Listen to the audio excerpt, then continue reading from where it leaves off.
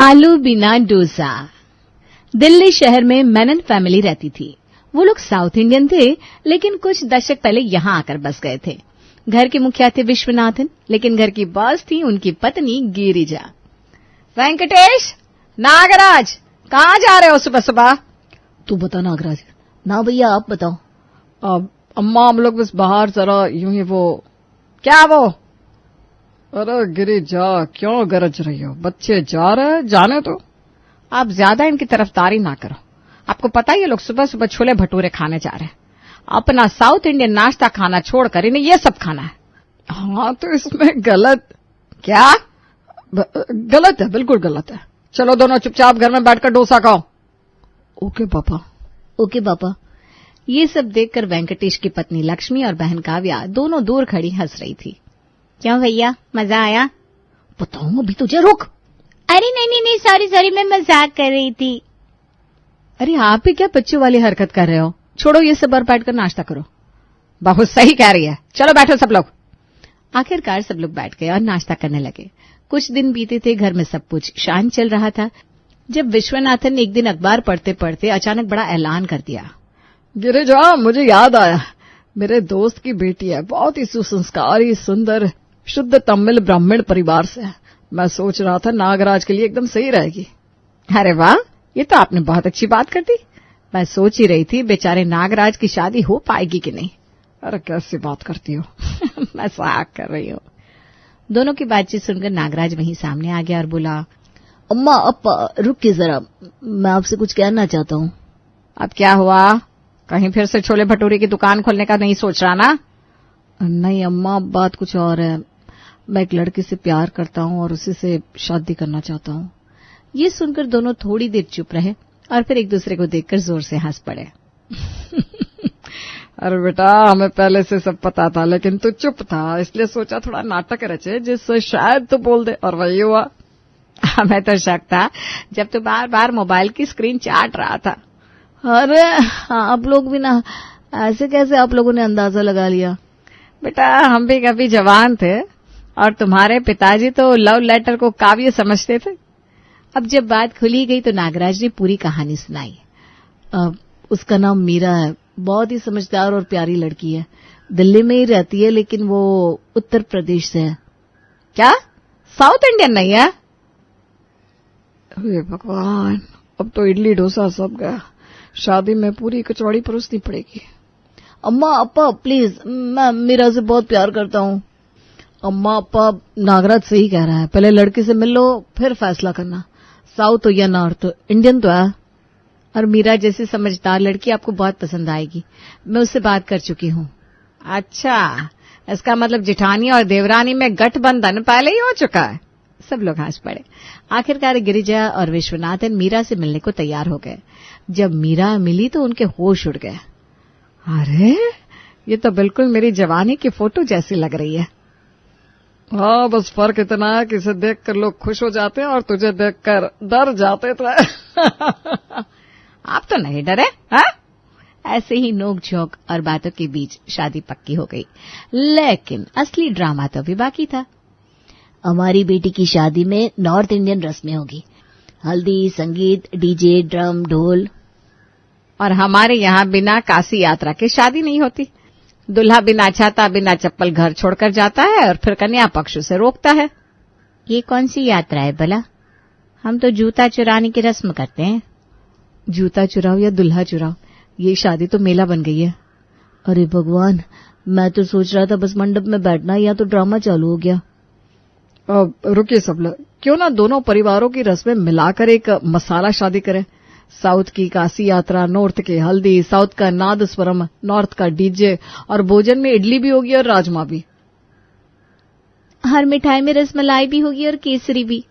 आखिरकार सब मान गए। शादी धूमधाम से हुई।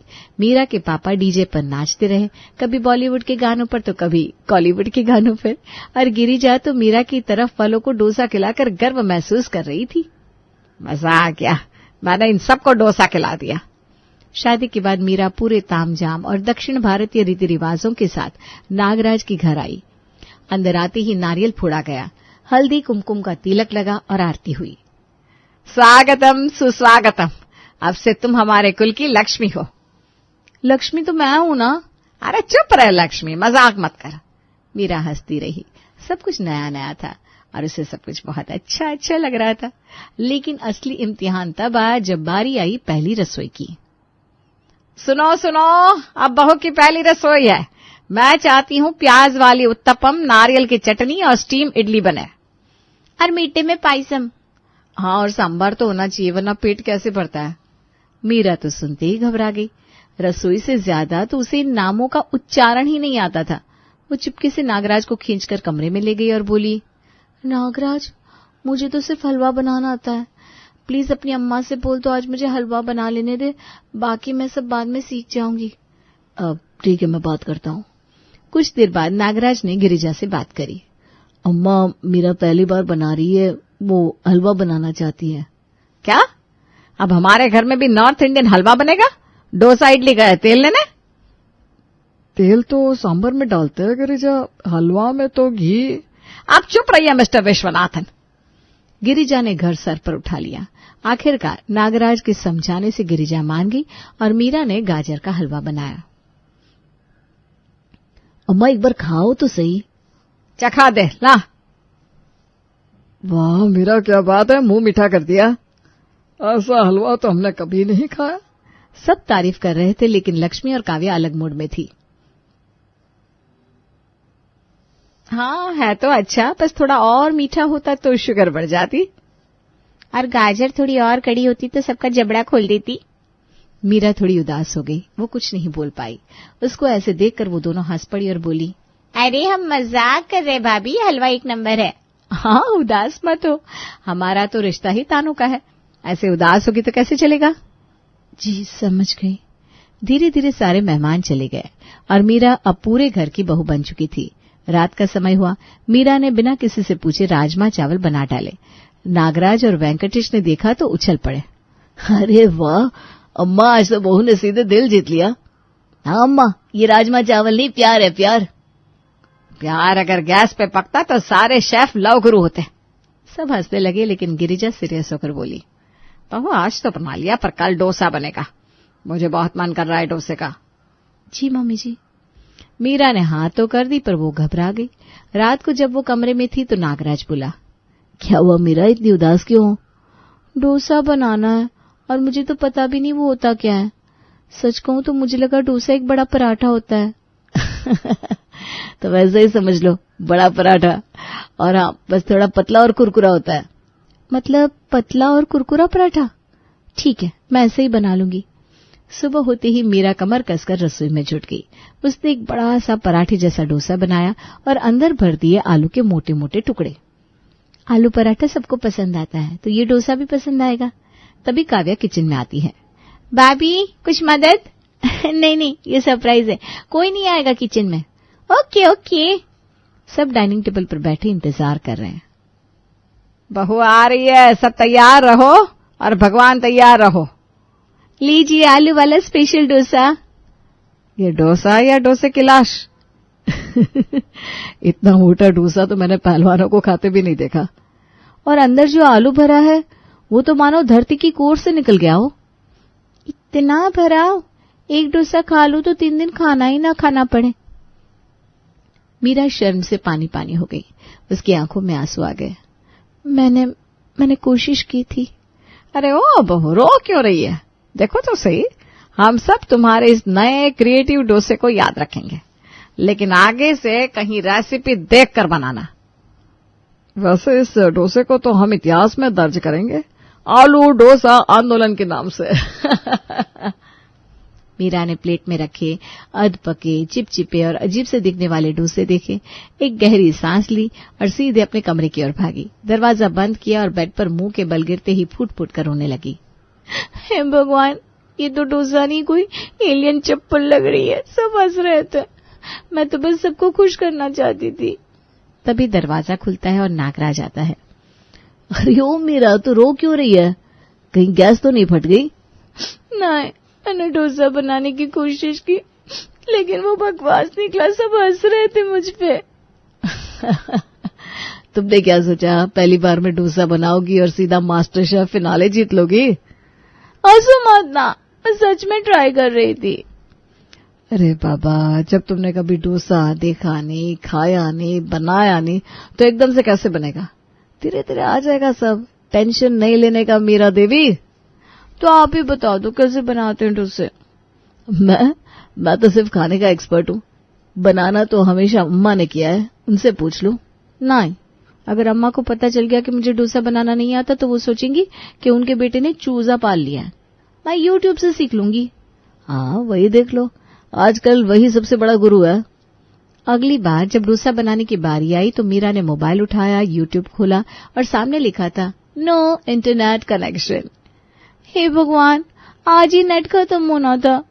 बाहर से गिरिजा की आवाज गूंजी, अरे मीरा, जल्दी से गर्मा गर्म डोसा और सांभर लेकर आओ, मेरी सहेलियां आने वाली हैं। अब क्या करूं, नो नेट नो रेसिपी। चलो भगवान भरोसे ही सही। इस बार मीरा ने फिर से आलू डाला, लेकिन सिर्फ इतना ही नहीं, उसने धनिया, चाट मसाला और छोले भी डाल दिए। थोड़ी देर बाद सबने डोसा खाया। अरे मीरा, तुम किस जन्म का बदला ले रही हो? ये डोसा है या छोले भटूरे की आत्मा? भाभी, ये तो डोसा पापड़ी बन गया। अब ये डोसा नहीं, साउथ इंडियन गोलगप्पा है। मीरा शर्म से लाल हो गई और चुपचाप वापस किचन में चली गई। तभी बाहर से आवाज आई, नमस्ते जी। पड़ोसन दीपशिखा घर आई थी। मैं तो आज नई बहू के हाथ का कुछ खाने आई हूँ। सुन रखा है बड़ा हाथ चलता है उसका। हाँ भैया, आओ आओ। बताइए क्या खाएंगी? छोले भटूरे, शाही पनीर या राजमा चावल? हाय राम, अगर मुझे यही सब खाना होता तो अपने घर ना खा लेती। हमारे मेनन साहब साउथ इंडियन है। मैं तो सुपर साउथ ट्रीट की उम्मीद लेकर आई हूँ। अरे रहने दो मीरा, तुम मत बनाओ, मैं कुछ बना लेती हूँ। नहीं नहीं नहीं, मैं तो बहू के हाथ का ही खाऊंगी। आपकी तारीफें बहुत सुनी है मैंने। जी, बनाती हूँ ना कुछ भी बनाना बेटा, लेकिन डोसा मत बनाना। जी मम्मी जी। क्यों भाई, डोसे में ऐसा क्या है? अरे कुछ नहीं, आजकल कई बार डोसा खा लिया ना तो मन नहीं हो रहा। मीरा फौरन किचन में गई और इडली बनाकर लाई, लेकिन वो इडली भी आलू वाले डोसे से कम नहीं थी। अरे बाप रे, तुम मेरे दांत में लग गई। हाय हाय, ये इडली है या संगमरमर का पत्थर? दीपशिखा ने इडली वापस प्लेट में रखी और बुरी तरह से हंसने लगी। वो पेट पकड़कर हंसती चली गई और घर से बाहर निकल गई। मोहल्ले वाले बिल्कुल सही तारीफ कर रहे थे। मेरा तो दिल खुश हो गया इडली खाकर। मीरा रो पड़ी और लक्ष्मी से बोली, प्लीज दीदी, मुझे कुछ सिखा दो, वरना मेरी इज्जत पूरी कॉलोनी में उठ जाएगी। ठीक है, कल सिखा दूंगी। तुम हर बात पर गंगा जमुना क्यों बहाना शुरू कर देती हो? इतनी भी कोई बड़ी बात नहीं है कि बच्चों की तरह रोने लगती हो हर बात पे। पहले एकता कपूर की किसी सीरियल में काम करती थी क्या? नहीं तो। तुम मेलोड्रामा थोड़ा कम किया करो, हाँ, सीख जाओगी। मीरा ने सोचा अब लक्ष्मी उसे सिखा देगी, लेकिन सिखाने से पहले वो तो मायके चली गई और अगले दिन शाम को नागराज का दोस्त रवि घर आया। आज तो भाभी के हाथ का डोसा खाए बिना नहीं जा सकता। हाँ जरूर। काव्या, प्लीज तुम बना दो, वरना मैं फिर बेइज्जत हो जाऊंगी। भाभी, मैं तो आपसे भी खराब बनाऊंगी, और नागराज भैया को गुस्सा आया तो आप ही बनाओ। मीरा ने फिर हिम्मत की और डोसा बनाया। इस बार कुछ सही सही बना, मगर अंदर फिर से आलू भर दिया। हे भगवान, इससे अच्छा तो गली का मुल्ली डोसा वाला बनाता है। मैं चलता हूँ, वरना मेरा डोसे पर से विश्वास उठ जाएगा। वो पैर पटक कर चला गया और नागराज को गुस्सा आया। मीरा, तुमने मेरी बेइज्जती करा दी। अब लोग कहेंगे कि नागराज मेनन की बीवी को डोसा बनाना नहीं आता। जब मुझे बनाना आता ही नहीं तो क्यों बनवाते हो? अरे तो यूट्यूब देख लेती, रिचार्ज खत्म था। हद है, चलो अब करवा देता हूँ। वो फोन उठाकर रिचार्ज करता है और मीरा से कुछ कहे बिना गुस्से में सोने चला जाता है। इधर मीरा ने यूट्यूब खोला, मगर हर वीडियो या तो अंग्रेजी में था या तमिल में। अरे, ये लोग तो डोसा की रेसिपी भी गुप्त भाषा में बताते, हिंदी में कुछ भी नहीं है। उधर लक्ष्मी जो सिखाने वाली थी वो मायके भी जा चुकी थी और इधर लोगों का आना ही बंद नहीं हो रहा था। अगले दिन गिरिजा की सहेलियां घर आई। अरे गिरिजा, बहुत बड़ी सुंदर लग रही है। हाँ, पर अब कुछ खाने को मिल जाता तो अच्छा रहता। मैं बनाकर लाती हूँ ना। क्या बात है, बहू है और सास खाना बना रही है? ये कैसी बहू जी? अरे नहीं, वो बात नहीं है। हम समझ रहे क्या बात है, या तो नालायक बहू मिल गई है या फिर हिटलर बहू। गिरिजा की सहेलियां जैसे ही चली गई, गिरिजा का गुस्सा आसमान पर पहुंच गया। उसने बिना वक्त गवाए मीरा को लताड़ना शुरू कर दिया। बस बहुत हो गया मीरा, अब तो रसोई में पैर भी नहीं रखेगी। जब तक तू कोई साउथ इंडियन खाना बनाने का कोर्स नहीं कर लेती तब तक कुछ नहीं बनाएगी। तेरी वजह से हर तरफ हमारी नाक कट रही है। हमारे खानदान की ऐसी की तैसी कर दी है तूने। ठीक है मम्मी जी, मैं आपकी बात मान लूंगी, अब कुछ नहीं बनाऊंगी, पर कल मेरा बर्थडे है। देखो गिरिजा, बहू का जन्मदिन है, कल उसे चैन से मना ले दो, बाकी बातें बाद में कर लेना। गिरिजा ने भौहें सिकोड़ ली और चुप हो गई। अगली सुबह घर में हलचल थी। बर्थडे पार्टी की तैयारी चल रही थी। आज का खाना मैं खुद बनाऊंगी, पूरी तैयारी कर ली है मैंने। रात भर यूट्यूब पर रेसिपी देखी है, अब कोई शिकायत का मौका नहीं मिलेगा। मस्त जोक मारा रे। सोच लो मीरा, कहीं डोसा का समोसा ना हो जाए फिर से। अब की बार सब सही होगा, अब की बार असली साउथ इंडियन टेस्ट। सबने हामी भर दी, लेकिन चेतावनी भी दी। अगर कुछ गड़बड़ हुई तो इस बार तेरा जन्मदिन ही बिगड़ जाएगा, ये याद रखना। शाम को केक कटा, सबने गाना गाया, फोटो खींची और फिर भूख से बिलबिलाते मेहमान चिल्लाने लगे।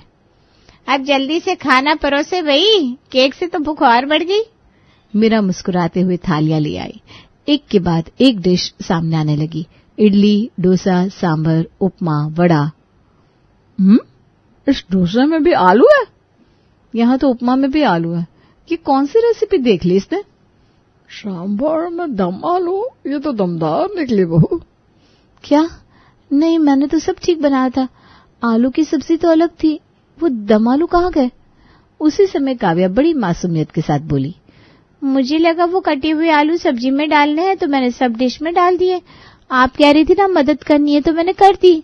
मैंने मदद कहा था, बर्बाद करने को नहीं। सब कुछ बर्बाद कर दिया। बहू, तुम्हारी और हमारी किस्मत में आलू वाला डोसा ही लिखा है। आलू बिना डोसा नॉट अवेलेबल। आज पहली बार मेरी देवरानी ने कुछ सही बनाया था, लेकिन हमारी बहन जी ने सब बर्बाद कर दिया। चुप रहो सब, खाओ चलो, आज साउथ इंडियन आलू महोत्सव है। पूरा हॉल ठहाकों से गूंज उठा। मीरा पहले तो गुस्से में थी, लेकिन जब सब हंसने लगे तो खुद भी अपनी हालत पर मुस्कुरा उठी। अब तो मुझे ये मानना ही पड़ेगा, आलू मेरा पीछा नहीं छोड़ते। और मैं तुम्हारा। Happy birthday. हैप्पी बर्थडे आलू वाली बहू। हैप्पी बर्थडे आलू वाली बहू। फिर सबने तालियां बजाई और वो अनोखा जन्मदिन मीरा की जिंदगी का सबसे यादगार दिन बन गया। आलू वाली इडली, आलू डोसा और ढेर सारी मस्ती।